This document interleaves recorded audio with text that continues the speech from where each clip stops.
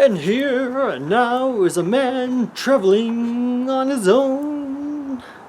And this is actually the plot of this game, believe it or not. It's called Last Standing, and I assume it's like the last person standing against this in this match three. I mean, so pretty much it's got an interesting story for match three. I thought most match threes didn't really have a plot, so it's kind of strange that they actually tried to add an RPG plot to an RPG puzzle match three. So there's a great heroine, save the Lastania continent from the grips of an evil sorcerer and becomes the queen. Then she turns down the hand of all men who seek to marry her. I guess, yeah.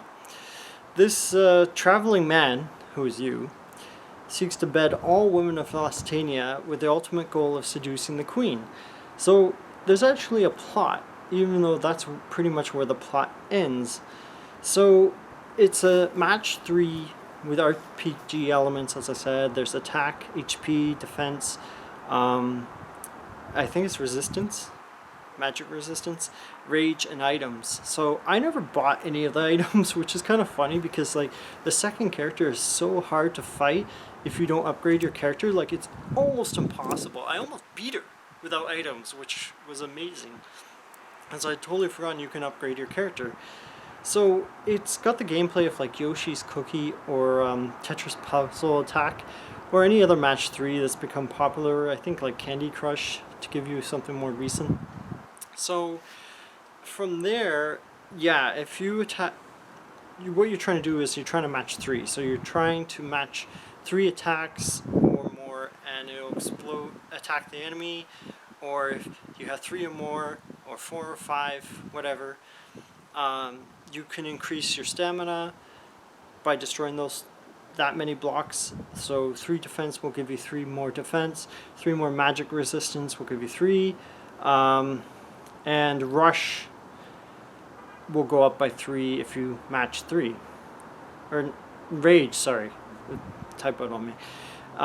So there are special items, as I said. There's extra turn items, switching block items, stamina upgrade, bomb items. I never bought any of them. I felt like I could pretty much wing it without buying these items, and I was right for the most part. The highlight of this game really is the music. It's so well done. I think there are only 2 or 3 tracks. I was kind of disappointed. I think there's only 2 or 3 tracks and then it repeats. But like it reminds me of the intensity of the original Final Fantasy Tactics on the PlayStation, and it really gets pumped to do battle and in this match 3 game. So I found the puzzle aspect so interesting because I'm not really a big like puzzle guy, and especially like a match 3, I have a ton of them. I just don't really play them normally. So I didn't really notice, like until the end of the battle after I'd already won, I didn't even notice that there's actually nudity in this game, which is hilarious because like I was so determined to beat that round. So there's also like spelling mistakes, and the whole game feels like a translated foreign mobile game. I don't know if it is. I could never see if it was on the page whether it was ported from somewhere. But it's like super polished. The sound's great. The menus are decent. If you like to mix your puzzles with beautiful women, hand-drawn women, like this game gives you a rousing incentive to continue playing. It's just kind of weird. The post-battle kinkiness in this game is just like, it's probably way too much for conservatives. But I doubt they would be like playing this game anyways. They probably wouldn't know about it. But yeah, there's just strange like post-battle like male to female relations, we'll call it. Like just different tools, let's just say that. And like different objects for each girl. And if you're looking into that, and like it's fairly unique, you know, this will probably interest you, but I just thought it was like odd considering like I don't really like play those kind of games. So anyways, the art and the animation for the girls, like it's really well done, very beautiful, and the cute girls, you know, they sway, they've got bounciness. Um, I just found like the first character wasn't really difficult at all. Like it took me like 3 tries on the second character, and I came within 2 strikes of defeating that character. Then I remembered, hey, I can upgrade my character, and this would be so much easier, and it was. So until then, I had to strongly calculate every turn, and then once I upgraded, it was so much easier. I didn't have to like plan out, oh, I only have 10 more turns left. I think I defeated the character with like 15 or 20 turns, because you start with like 30 or 40 turns. So that was the timer. There's no real timer, just number of turns.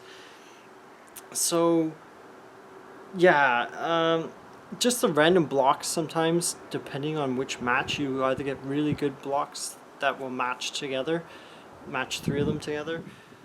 But yeah, just the gameplay seems imbalanced. Like it goes from super easy first character to wow, hard character, and then it gets a little bit harder. So if you didn't upgrade your character at all between each of the 5 characters in the game, because yeah, there's only 5 characters in the game, the rest are locked under like DLC. I think there's like 5 more characters, and the DLC is not available yet, and the game's been out a few months. So yeah, I don't know how someone breezed through this unless like they upgraded super quickly and like they were trying to do a speed run. But then I understood once I upgraded my character, it really balances the game out.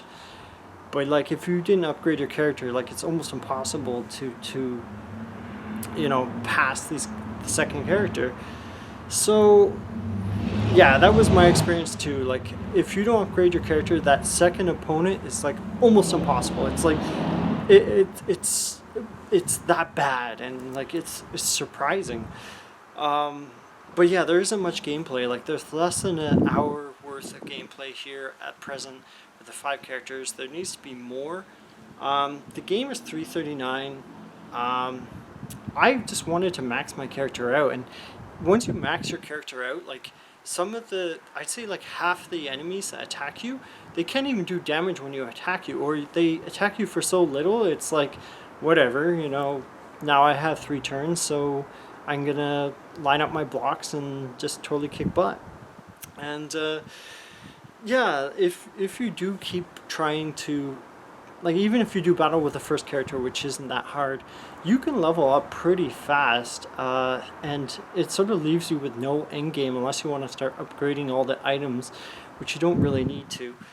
It's $3.39, but I feel like it's a $1 or $2 game after the fact now that I beat all the characters. It's a shame there's no DLC, because otherwise I would probably keep playing this just to see what's next. Yeah, I'd say this is the match 3 game that got me into match 3s, even though I have a bunch. Just the whole RPG and just the overall presentation so well done. Like I find like a lot of the match 3s, they look like they were designed for a game console or PC for that was existed 10 to 20 years ago, but this one actually feels like it was developed for mobile with care. So I know a lot of people weren't happy with this game, but I feel like it's super polished and it's entertaining if you get it. Even 1 hour for $1 or $2 is pretty good if you can get it on sale. I'd give it easily an 8 out of 10. The graphics are bright, the music's really good. I'd say the music's probably the best part of this game. And like the girls are beautiful, and the game can be a challenge at first until you start really upgrading. And it gets you into wanting to look for more puzzle games that are like very well polished, just like this one.